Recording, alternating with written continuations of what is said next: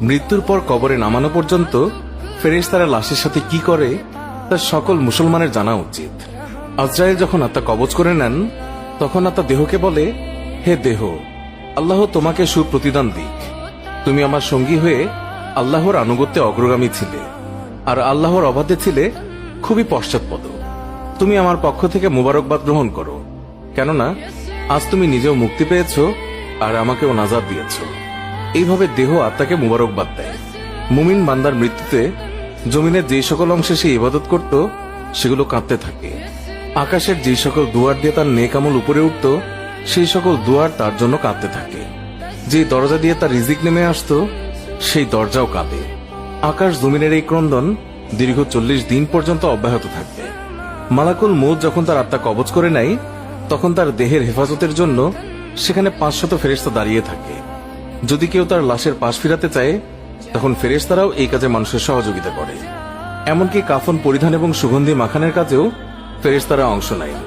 লাশের সম্মানার্থে ফেরেশতারা 2 সারি করে ঘর থেকে কবর পর্যন্ত দাঁড়িয়ে যায়। জানাজা পর্যন্ত অতিক্রম করে তখন তারা অভ্যর্থনা জানায়, তার জন্য ক্ষমা প্রার্থনা করে। মুমিনের মর্যাদার এই অবস্থা দেখে ইবলিস এত জোরে চিৎকার করে ওঠে যে তার দেহের হাড়ের কোনো কোনো গ্রন্থির বন্ধন এই সময় ছিঁড়ে যায়। সে আক্ষেপের সাথে তার সঙ্গীদের বলতে থাকে, তোমাদের সর্বনাশ হোক, এই বান্দা তোমাদের ফাঁদ থেকে কিভাবে ফসকে গেল। ইবলিসের সঙ্গীরা বলে, এ নিষ্পাপ ছিল, তাই আমাদের ফাঁদে আটকায়নি।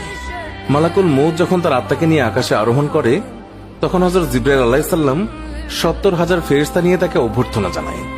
আর সকল ফেরেশতারা তার কাছে আল্লাহ তাআলার সন্তুষ্টির সুসংবাদ জানাতে থাকে। মালাকুল মউত যখন আত্মাটিকে নিয়ে আরশের নিকট পৌঁছেন তখন সে আল্লাহ তাআলার কাছে সিজদায় পতিত হয়ে যায়।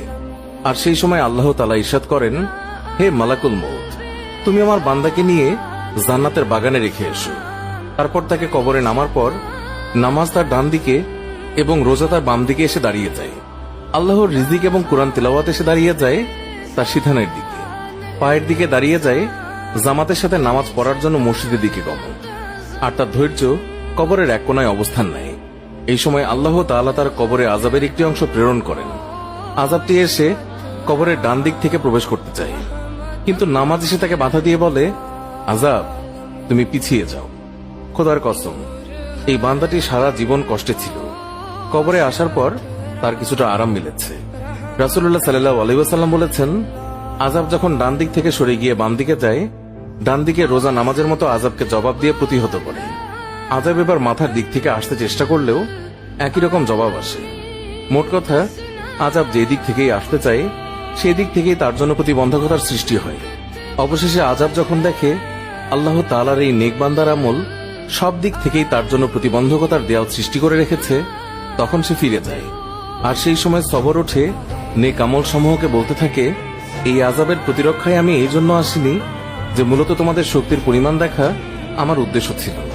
আমি যদি তাকে প্রতিহত করতে ব্যর্থ হতাম তাহলে আমি অবশ্যই এসে এই বান্দাকে আযাব থেকে রক্ষা করতাম।